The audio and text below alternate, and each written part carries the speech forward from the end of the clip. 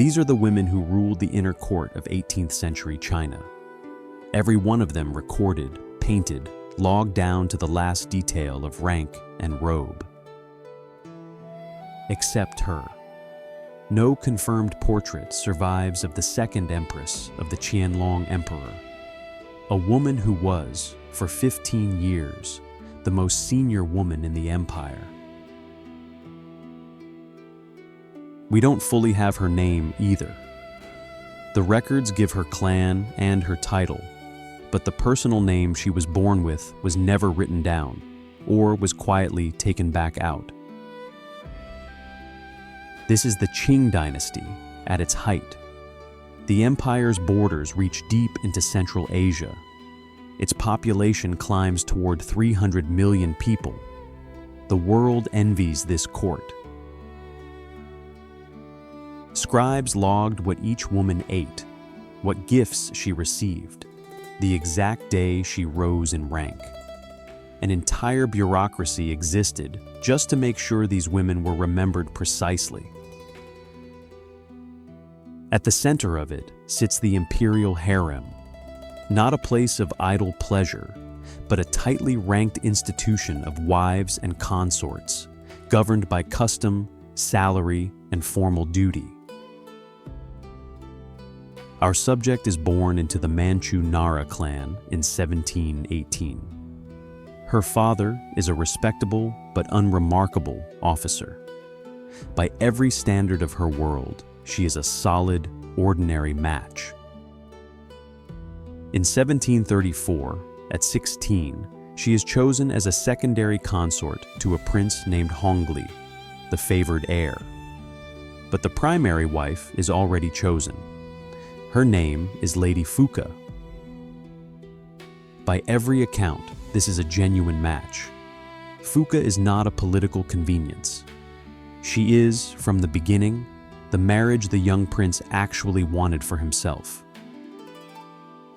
When Hongli becomes the Qianlong Emperor in 1735, Fuka becomes his empress. She is graceful, frugal, devoted. The emperor adores her. The entire court adores her.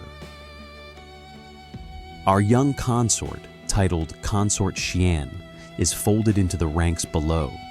One of many women, honorable but entirely secondary for the next 13 years of her life.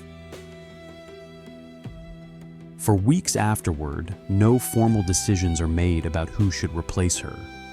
The court simply waits, uncertain how long grief this severe is expected to last.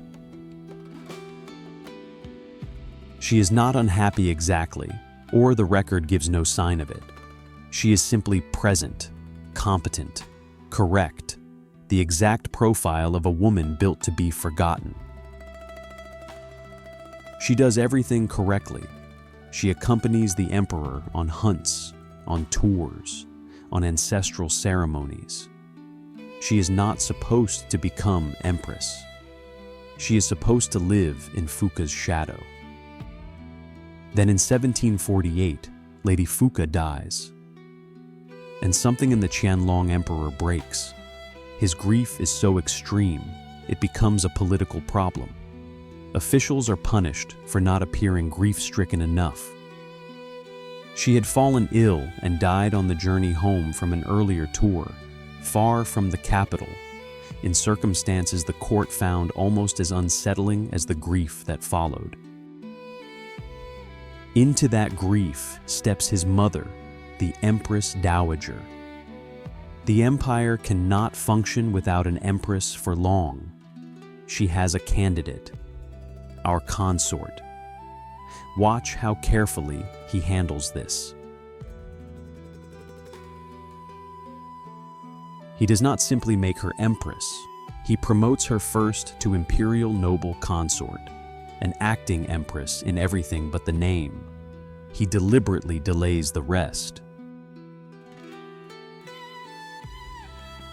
He says naming a new empress while still mourning the old one would insult the woman he lost. Her elevation from the very first day is framed by another woman's absence. In 1750, the mourning ends, and she is formally announced as Empress. And here I have to be fair to what actually happened next, because it isn't the story you'd expect. She proves competent quickly. Household budgets, staff assignments, the endless small disputes of a harem numbering in the hundreds. She manages all of it without apparent difficulty. For a long time, things go well. She travels with him on his grand tours. She bears him 3 children, 2 sons and a daughter. Succession security in this dynasty is real power. The records show him marking her birthdays with grand celebrations, sending thoughtful gifts. For more than a decade, the surface of this marriage looks warm, even loving. That's worth remembering. But the inner court is never still. The emperor is aging, his attention drifting. One consort in particular, Consort Ling, rises fast, clever, fertile, steadily climbing the ranks. In 1765, the emperor sets out on the 4th of his famous southern tours. Months of imperial procession down through the richest cities in the empire. The empress travels with him, as always. Nothing in the days leading up to Hangzhou suggests anything is wrong. She dresses, she attends ceremonies, she appears, by every account, entirely herself.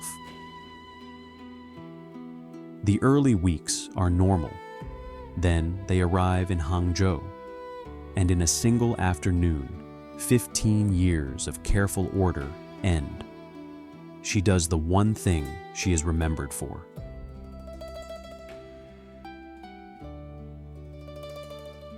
Here is everything the surviving record can actually tell us.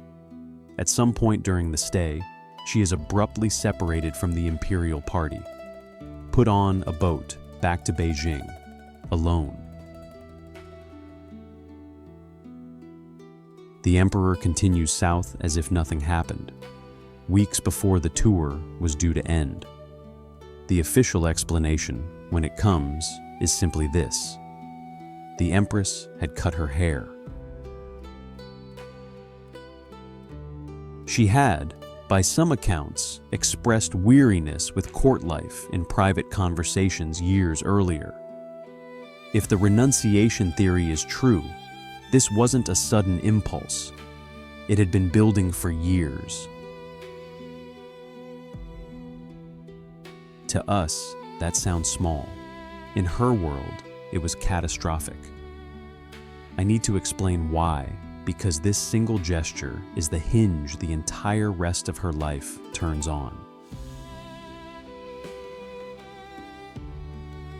Court manuals of the period spell this rule out explicitly. There is no ambiguity here, no room for misinterpretation. Everyone who witnessed the act understood exactly what it meant. In Manchu custom, hair was cut for exactly one reason: deep mourning when the emperor or empress dowager died. It was never, under any circumstance, done while the emperor was alive. For the empress to cut her hair while the emperor lived was read as something close to a death curse, as if she were mourning him before he had died. She wasn't scolded. She was simply removed, sent away like something that had to be gotten out of sight. Everyone at court understood instantly what the gesture meant. So why did she do it?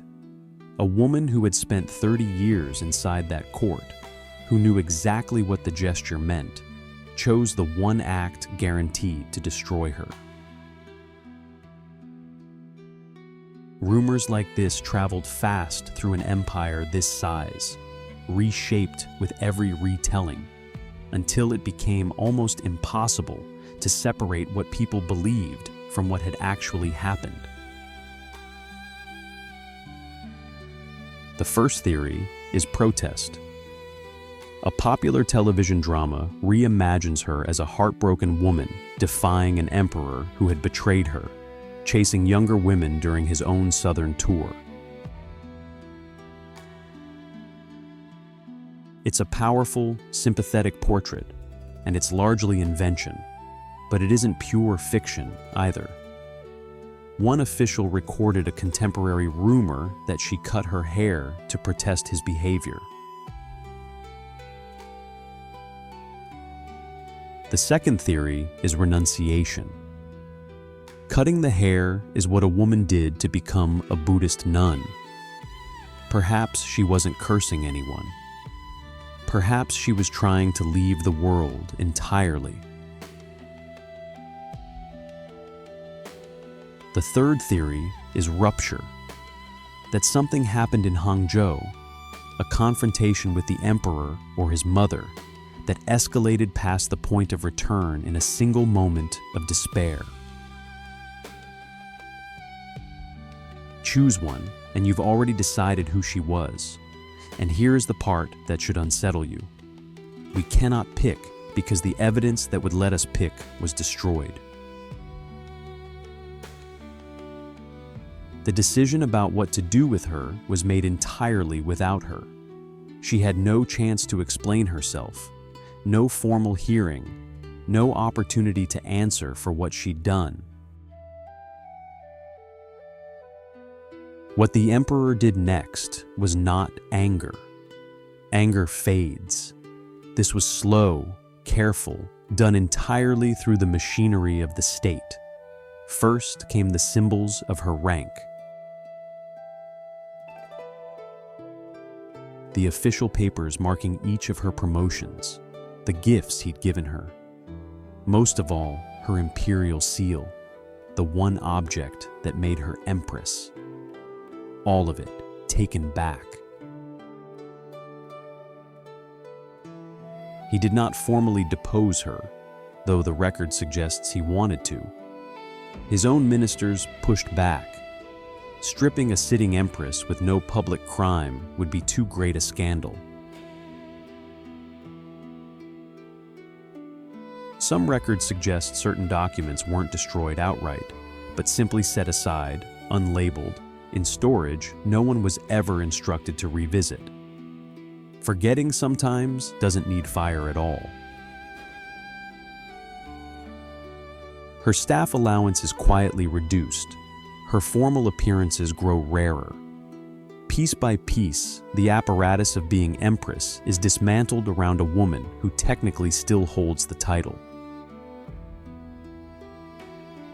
So he found something colder than deposition. She kept the title and lost everything the title was supposed to mean, remained empress on paper, became a ghost in reality. A handful of small personal objects attributed to her survive in museum collections today, unremarkable on their own, but among the only physical traces left of a woman the record tried hardest to remove. That same year, her rising rival, Consort Ling, is elevated to imperial noble consort, taking over, in practice, the role the empress had once held. Her space is quietly filled. She lives like that for roughly a year. In the summer of 1766, she dies. We don't have a reliable account of her final illness, her last words, or whether the emperor even visited her. An empress is meant to have a grand funeral. Hers is scaled down to the level of an imperial noble consort. In practice, it was worse. Almost no one came to mourn her. Every empress receives a string of honorific words after death, meant to preserve her memory for centuries. She received none. No name after death. Think about what that omission means.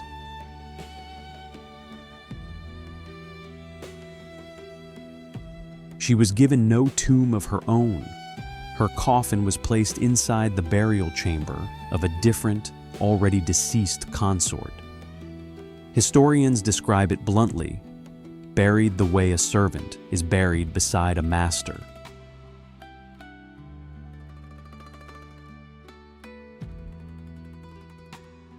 Modern archivists who have gone looking for her later records describe the same pattern again and again. Not damage from age, but gaps too clean and too convenient to be accidental. Then the records themselves went. Detailed accounts of her later years are simply gone. Her portraits are strongly suspected to have been destroyed, which is the simplest explanation for why none survive. Even the official histories can't agree on which branch of her clan she came from. When you tear most of the pages out, the few that remain stop agreeing with each other. The erasure reaches one generation further. Her surviving son, who by birth had a genuine claim to the throne, is passed over, given a low rank, kept far from the succession. The throne eventually goes to the son of her rival, Consort Ling. Her own line isn't just sidelined, it's closed, quietly, the same way everything else about her was closed. Historians today still argue over basic facts of her later life: how many children she truly had, what her actual clan lineage was, even the precise year of her death. By the time the emperor was finished, almost nothing was left. Her face is gone. Her name is gone. Even in death, she was shown no ceremony, no respect, no marker. But here is what the most powerful man in the world could not erase. He took her name, her face, her seal, her honors, her tomb, her son's future. He could not erase the one thing she did with her own hands. The single deliberate act in a life where almost nothing was ever hers to choose, that was simply too visible to bury.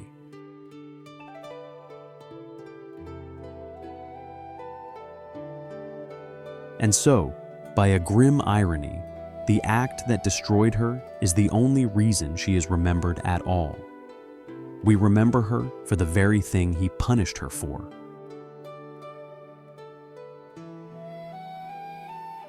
Strip away everything else, and what's left of the Steppe Empress is a woman and a blade, and a question her husband made absolutely certain could never be answered.